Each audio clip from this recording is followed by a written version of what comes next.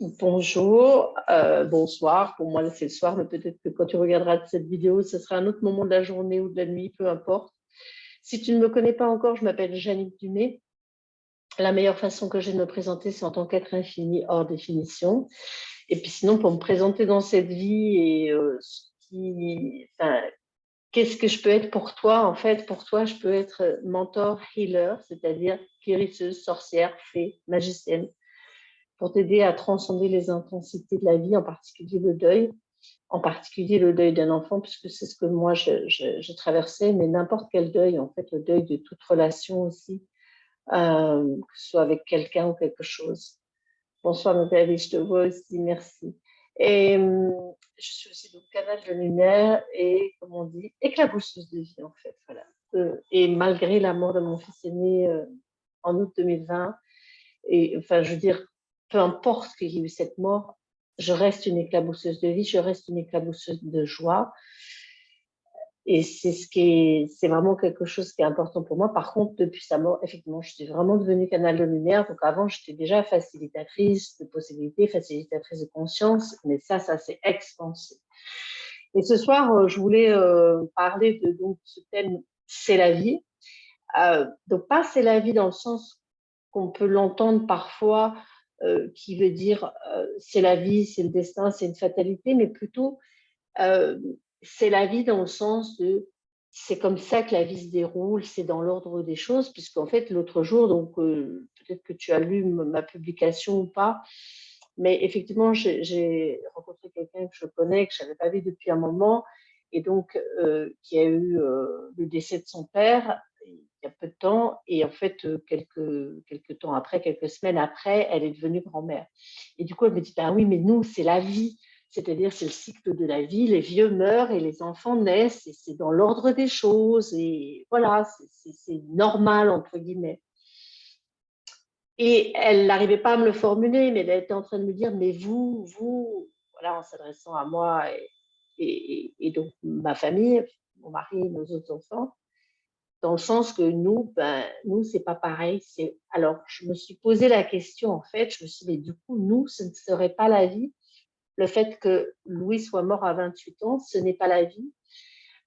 Et finalement, ma réflexion va beaucoup plus loin que ça, elle va beaucoup plus loin que le deuil. Je me suis dit, mais finalement, toutes les personnes qui vivent, on va dire, quelque chose de plus difficile, de plus intense, on peut employer le mot dramatique, je n'aime pas l'employer, mais en tout cas quelque chose de plus bouleversant dans leur vie, ça puisse être toutes les sortes d'abus, toutes les sortes de maltraitance, toutes les sortes de morts précoces, toutes les sortes d'accidents, de maladies, etc. Ce ne serait pas la vie.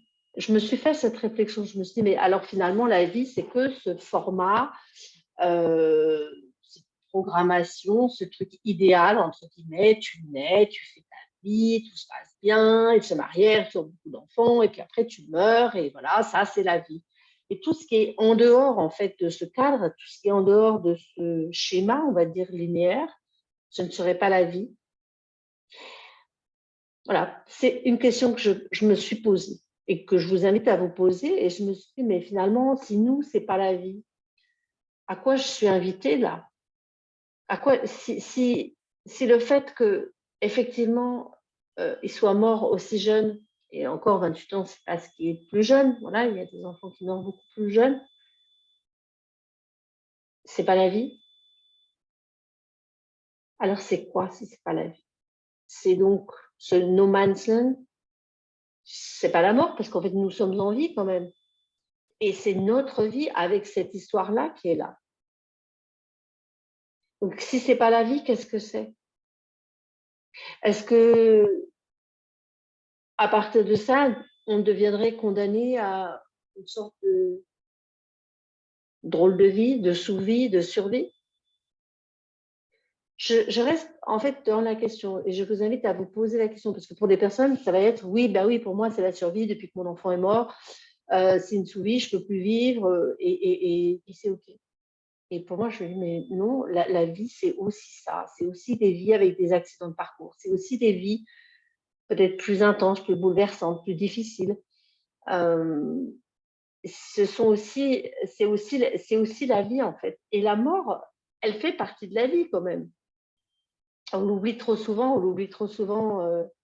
J'ai aperçu un témoignage là, de quelqu'un qui a été, je crois que c'était en Indonésie, et qui parlait de comment c'était vécu là-bas d'une manière beaucoup plus différente, beaucoup plus légère, beaucoup plus joyeuse en fait, avec beaucoup plus de célébration, beaucoup moins de tabous qu'en France, en tout cas dans cette culture judéo-chrétienne peut-être. Euh, et finalement, à quoi pouvons-nous prétendre si ce n'est pas la vie pour nous? Oui, c'est différent. Oui, c'est différent. Mourir plus jeune, c'est différent peut-être. Mais finalement, plus je regarde autour de moi, et même quand je regarde dans ma famille, j'ai une grande famille, mais voilà, il y a eu des morts à tous âges. Euh, Même dans l'entourage proche, un petit garçon de 7 ans, 42 ans, 22 ans, 72 ans, 101 ans. Donc, il y a tous les âges. Il y a tous les âges, et ça, c'est aussi la vie. Et c'est quelque part pour moi, ne pas se mettre à part. C'est comme quelqu'un qui a, on va dire peut-être qu'on va appeler le handicap, et qu'on va mettre à part parce que lui, c'est pas la vie. Peut-être c'était un handicap moteur ou un handicap mental, et alors c'est pas la vie, ça c'est une vie différente à part, et c'est pas la vie. Ben non, c'est aussi la vie en fait, et on est tous là avec on pourrait dire nos handicaps, nos accidents de parcours, euh, nos serpentins, parce que la vie, c'est pas juste le long fleuve tranquille, peut-être pour certaines personnes, et peut-être que ça se passe comme ça, mais quand tu regardes bien toutes les histoires de chacun, voilà, il y a des vies plus tranquilles, plus sereines, et peut-être il y a des vies aussi plus rangées, et nous, c'est une vie qui peut-être va être plus dérangée. Elle est dérangée par ces morts précoces, elle est dérangée par la maladie, l'accident, elle est dérangée par le suicide. J'emploie le mot aussi exprès parce que c'est Anne-Dauphine Julien là, qui a vraiment employé le mot en disant que le mot est tellement tabou, et que souvent les gens n'osent même pas employer ce mot. Donc voilà, moi j'utilise avec aisance les mots suicide, mort, pour ce que c'est. Après, chacun met ce qu'il veut derrière. Mais c'est des mots voilà, qui ne sont pas enrobés, on va dire, dans autre chose. Juste utilisons les mots qui sont dans notre vocabulaire les plus simples, le plus simplement possible. Donc, tous ces accidents de parcours, c'est aussi la vie. Et ces vies-là, peut-être qu'elles sont euh, plus riches d'expériences. Peut-être qu'on va se dire au départ que c'est plus difficile à vivre. Et pourquoi ça pourrait pas être plus facile? Mais même à travers ces expériences-là, on peut avoir de l'aisance. À travers ces expériences-là, on peut choisir de grandir, on peut choisir d'ouvrir notre conscience, on peut choisir la gratitude, on peut choisir la joie, on peut choisir de vivre en fait. Et ça, c'est la vie, c'est aussi notre vie. Et même si elle est différente, même si elle est dérangeante aussi, parce que quelqu'un qui arrive, voilà, je rencontre pas mal aussi de frères et sœurs, donc j'ai 2 autres enfants adultes, et je suis toujours curieuse aussi de voir comment ça s'est passé pour d'autres enfants, dont le frère et sœur est mort. Et j'entends souvent ce truc de ah ben j'ai tenu le choc pour consoler mes parents, j'ai tenu pour mes parents, alors que pour moi c'est pas le rôle des enfants de s'occuper des parents, ils ont leur deuil à vivre aussi. Enfin donc voilà, et c'était une jeune femme comme ça à qui on a demandé pendant une soirée ah ben t'as des frères et sœurs, elle dit ben oui, j'en ai 2. Ah, et qu'est-ce qu'ils font dans la vie? Et du coup, bah, elle dit, bah, voilà, j'ai ma sœur qui est morte. Et, et en fait, elle dit, bah, ça a plombé l'ambiance, quoi. Ça a dérangé. Ça jette un froid. Les gens ne savent plus quoi dire. Mais c'est aussi la vie. Et ça arrive. Et c'est comme si ça pouvait peut-être refermer le cercle. Et peut-être que voilà, on va être plus à l'aise de discuter avec des gens qui ont vécu la même chose. Et en même temps, c'est aussi la vie. Et il n'y a pas à s'en cacher. il n'y a pas à ne pas oser dire que son enfant s'est suicidé. Alors peut-être qu'on peut choisir de ne pas le dire dans certaines circonstances parce que ça ne va pas apporter plus, mais on n'a pas à s'en cacher, on n'a pas à s'en défaire et être mis à part comme des parias en fait. Céline, moi j'ai plus aidé mes parents après le décès de mon fils. Incroyable. Ah oui, ouais, ouais. Bon, moi mes parents sont déjà décédés, mais ouais, je vois ce que tu veux dire aussi. Ah non, c'est eux qui t'ont aidé, tu veux dire, Céline. Moi, j'ai plus aide. C'est mes parents qui m'ont plus aidé après le décès de ton fils. Ouais, ok. Tu me redis ce que tu voulais dire, c'est eux qui t'ont aidé ou c'est toi qui les as plus aidés? Peut-être c'est ça aussi, parce que parfois, voilà, quand on vit des choses très intenses, on se retrouve à presque, enfin, moi aussi, indépendamment de ce que j'ai pu vivre vraiment les premiers jours, les premières semaines au moment de la mort de Louis, après, quand j'ai commencé à rencontrer des gens et quand je leur ai dit, moi, quelque part, le choc commençait à se diffuser, à s'adoucir. Enfin, voilà, j'étais en train de traverser le truc. Puis, quelque part, j'étais en première ligne. Donc, en fait, je le vivais complètement. Et, et d'autres personnes, en regardant ça de loin, elles avaient peur. Et c'est presque moi qui étais obligée de leur tendre un mouchoir. De même que quand j'ai eu un cancer aussi et que je l'ai annoncé à certaines personnes de ma famille, j'ai presque été obligée de les rassurer, alors que moi, j'en ai pas tellement large non plus. Donc voilà, ça peut arriver. Mais peut-être que tu vas me préciser ce que tu voulais dire, Céline. Donc en fait, pour moi, voilà, c'est la vie.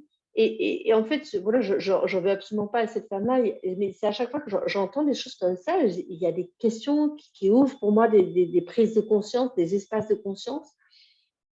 Et surtout de surveiller en fait le vocabulaire qu'on peut employer, soit quand on accompagne des personnes en deuil, soit quand on est soi-même en deuil, soit quand on entend d'autres personnes. Voilà, vérifier, enfin, d'être attentif, d'être conscient en fait euh, de l'énergie avec laquelle on accueille les personnes, avec laquelle on s'accueille soi-même. Et c'est même se dire à soi-même, mais c'est la vie et c'est ma vie.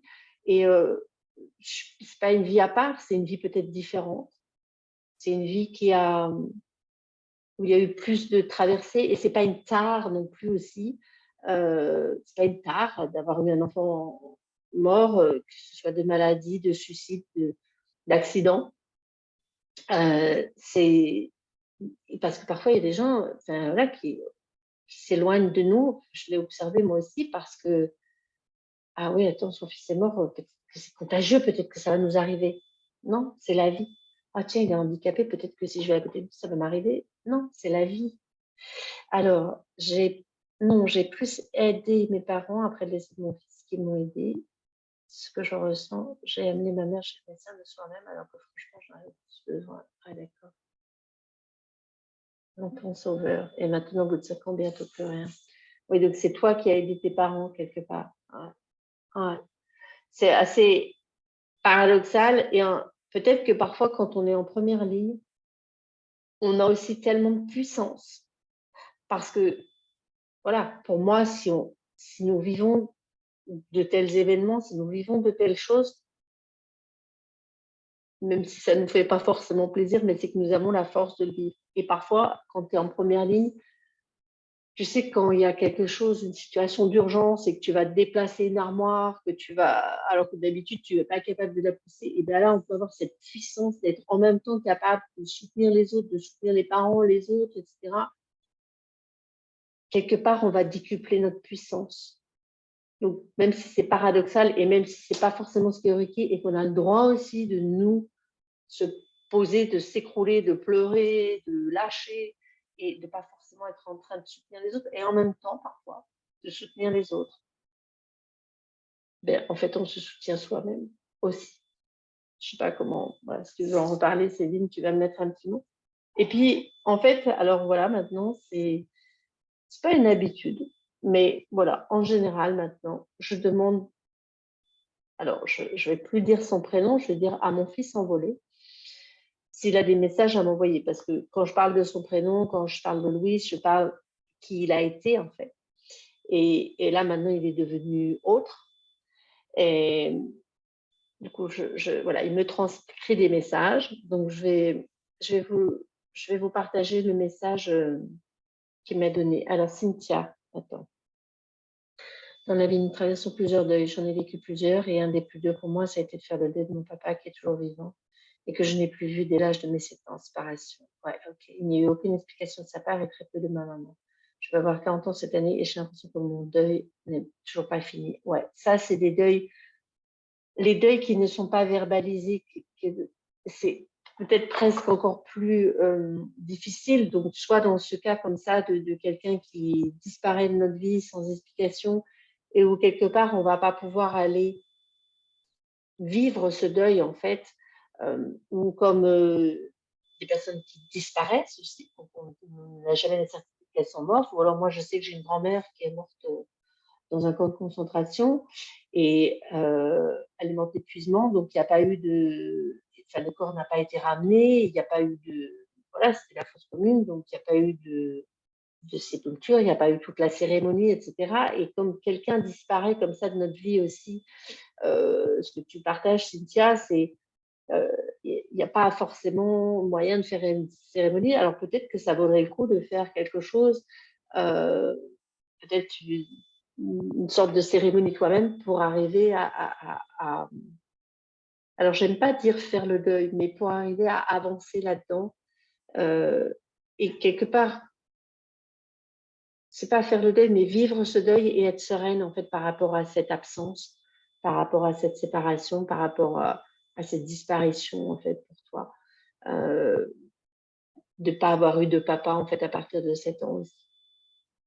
C'est ça en fait. J'aime pas trop dire faire son deuil. Pour moi, faire son deuil, j'ai vraiment le truc de ah tiens, on va tirer la chasse d'eau, hop, ça y est, c'est fini, c'est fait, allez, on passe à autre chose. Oui, dans un sens, on pourrait dire qu'on va aller passer à autre chose. Et en même temps, pour moi, le deuil de mon fils, en tout cas, oui, je passe à autre chose, j'avance vers d'autres choses, mais pas dans le sens, ok, je ferme tout le truc, ça y est, c'est fini. C'est plutôt j'avance avec ça, j'avance vers des nouvelles choses. Et donc, je vis ce deuil. C'est un petit peu différent. Céline, moi, je dis, les gens oublient vite le décès de mon enfant, ils sont tous là à chouiner et après, il n'y a plus personne. Oui, oui, l'oubli vient très vite. Euh, l'oubli vient très vite. Et c'est peut-être pour ça aussi que j'ai choisi vraiment de parler du deuil, de parler de mon fils, de parler de ce qui se passe après, euh, une façon de ne pas faire oublier. Et après, on pourrait dire, ah ben c'est la vie, donc la vie continue et tout va bien. Et c'est OK. Il ne s'agit pas de se lamenter. Euh, c'est juste peut-être de ne pas être dans l'oubli qui nie, en fait, comme si c'était rien passé. Ouais, certains copains sont encore là et peut-être il y a des nouvelles personnes qui viennent aussi. Donc ça, c'est des choses qui peuvent arriver. Alors, je vais vous lire le petit message de Louis. Enfin, donc de l'envolée, pardon. Du coup, bon, voilà, c'est pas grave. Donc, la question que je lui ai posée, c'était par rapport à mon poste. Peut-être que ça serait intéressant que je me relise. Je vais quand même relire peut-être ma publication, comme ça sera peut-être plus en lien, mais voilà, c'est pas grave, c'est un peu de redit. Mais en fait, donc la première chose, c'était donc peu de temps après la mort de son père, elle est devenue grand-mère. Elle me répète plusieurs fois, c'est la vie, mais vous, sous-entendant que son père avait fait sa vie. Et puis, cette naissance est arrivée en continuité. Alors, c'est la vie, c'est normal, c'est dans l'ordre des choses. Mais nous, quoi, nous? Notre aîné est mort à 28 ans. Cela ne serait pas la vie? Qu'est-ce que la vie? Donc là, j'ai des extraits de mon livre, il va y avoir encore tellement de jours. Est-ce normal que toi, mon fils, tu meurs avant moi et que je t'enterre? Est-ce normal que tu meurs à 28 ans? Rien n'est normal ou anormal. Cela est. C'est tout. Cela est. Qu'est-ce qui est normal dans la vie? Qu'est-ce qu'une vie normale? Mourir à 28 ans, c'est aussi la vie. La vie qui change de cours, la vie qui s'arrête plus vite, la vie qui continue ailleurs, la vie ici et au-delà. C'est la vie aussi d'enterrer son enfant. Drôle de vie, inattendue, différente. Notre fils aussi a fait sa vie. Un autre extrait de mon livre. Tu vas plus vite que la moyenne. Tu as fait le tour, rapide, efficace, en 28 ans. C'est la vie, c'est sa vie, c'est notre vie. Et si ce n'est pas la vie, qu'est-ce que c'est? La mort? Non. Nous sommes en vie. Un no man's land, une vie à part, celle de ceux qui ont vécu quelque chose, autre chose, qui ont été frappés par le malheur. Oui, il y a des vies peut-être qui sont de longs fleuves tranquilles. Quid des autres? De ces vies traversées d'expériences intenses, mort précoce, maladie, abus de toutes sortes, handicap, abandon, séparation, faillite, trahison. Toutes sont la vie. Tout ceci est la vie. Certaines vies sont des traversées plus tumultueuses, d'autres plus sereines. Soyons en grâce de vivre, sans aucun point de vue sur ce qu'est la vie. Voilà. Donc moi, ça, c'était ma réflexion. Et maintenant, après, en fait, le lendemain, j'ai posé la question et donc je lui ai dit, qu'as-tu à me dire sur c'est la vie ou ce n'est pas la vie? Oubliez tout ce qu'on vous a inculqué sur le cours des choses. Que croyez-vous savoir sur la vie? Vous avez édicté des règles d'ignorants et vous croyez que la vie se déroule selon des plans établis et que tout ce qui en sort est un coup du sort. Il y a un petit clin d'œil. Mais arrêtez votre planning parfait, la route à suivre. Soyez hors plan, hors contrôle, hors définition, hors tout programme établi. Soyez libre totalement. Et dans cette liberté, retrouvez votre savoir qui vous dira ce que sont les accidents de parcours. Vous découvrirez des trésors insoupçonnés ici. Renoncez une fois pour toutes à l'ignorance. Cessez de tout catégoriser en mal ou bonheur. Soyez seulement dans l'heure, avec l'heure du moment que vous vivez. Il n'y a pas de ligne droite, il y a les multiples dessins de la vie.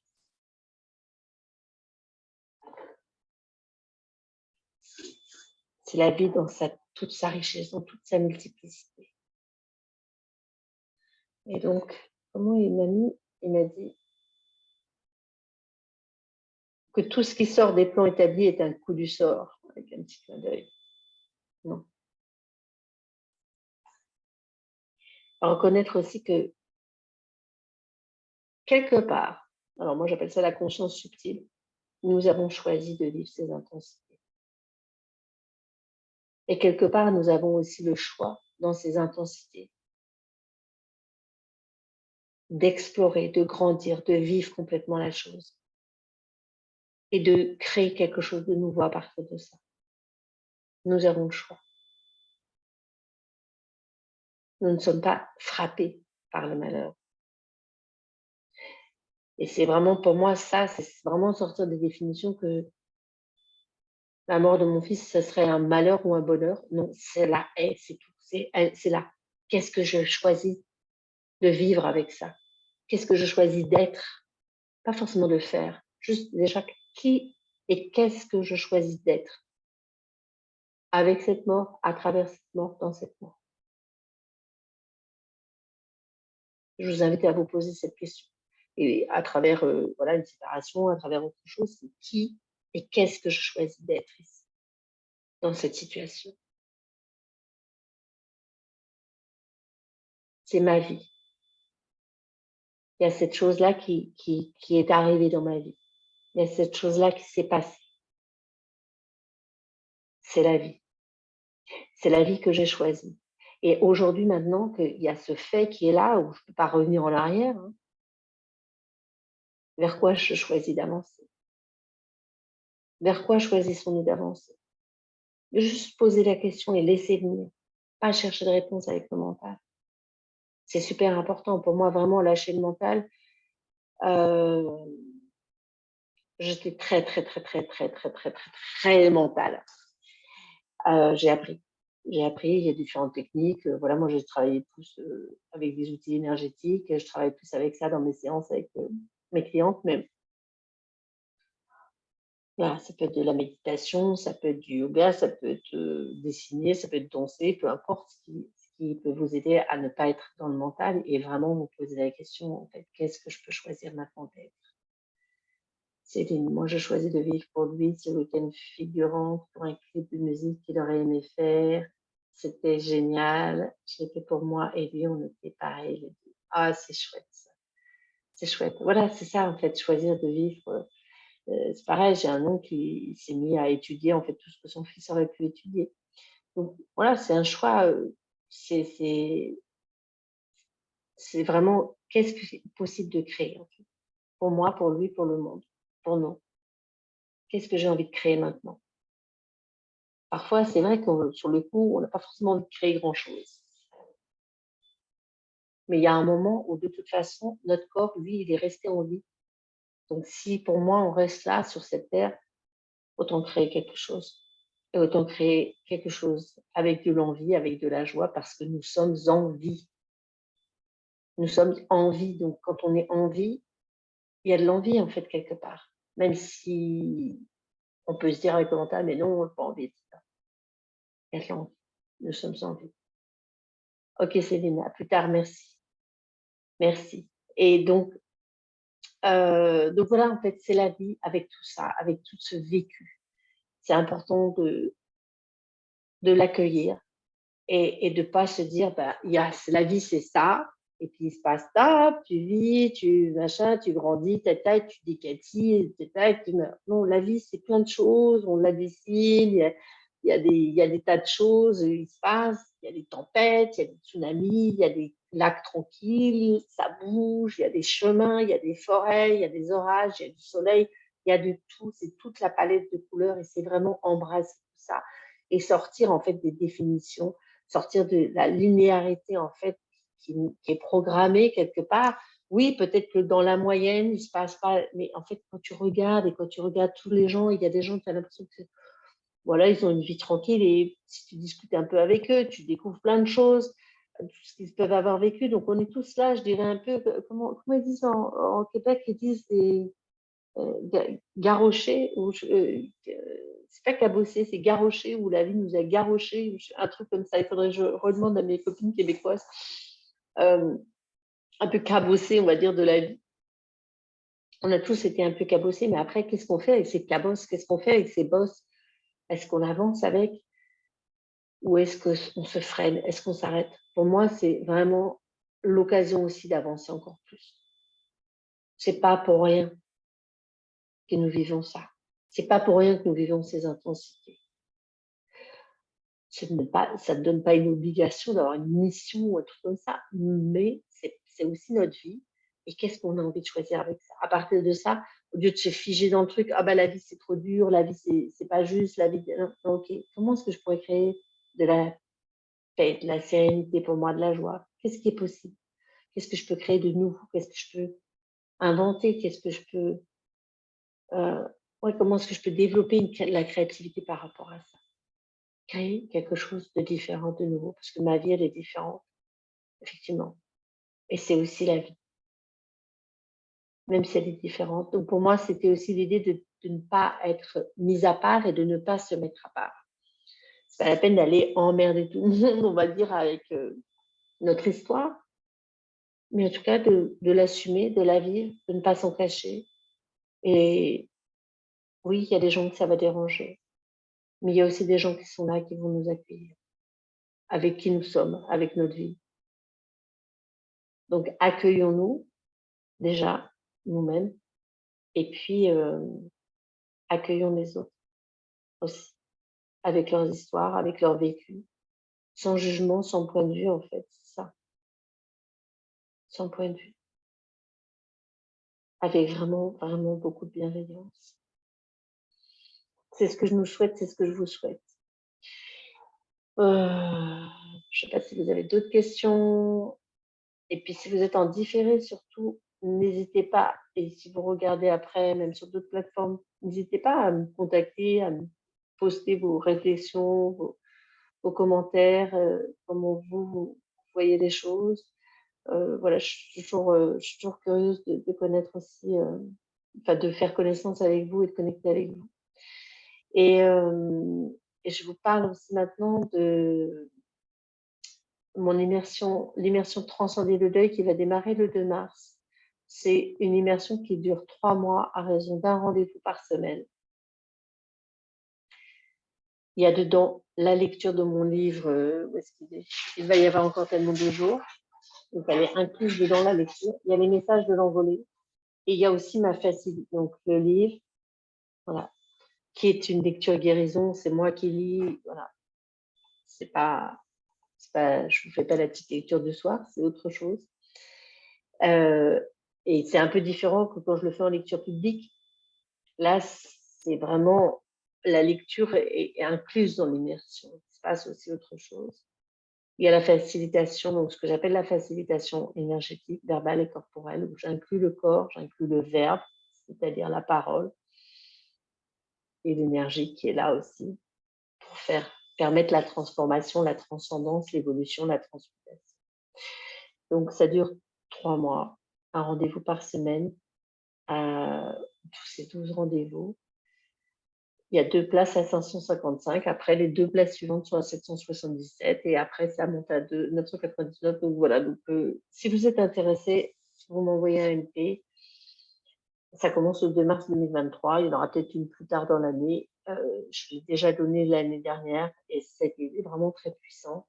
Et puis, ben voilà, ça se crée avec des personnes qui sont là. Peut-être je commence l'immersion à partir de 2 personnes. Mais bien sûr, on ira jusqu'à 10 ou 20 personnes si ça se présente. Il n'y a pas de il y a pas de souci par rapport à ça. Peut-être qu'on s'arrêtera, on limitera à 20 si jamais ça déborde ou je ferai un deuxième groupe. Donc voilà, ça c'est pour, l'actualité et je ne sais plus. Je ne sais plus pour le mois de février, je dois avoir encore d'autres choses, mais je vais vous le redire, je vais vous tenir au courant. Attends.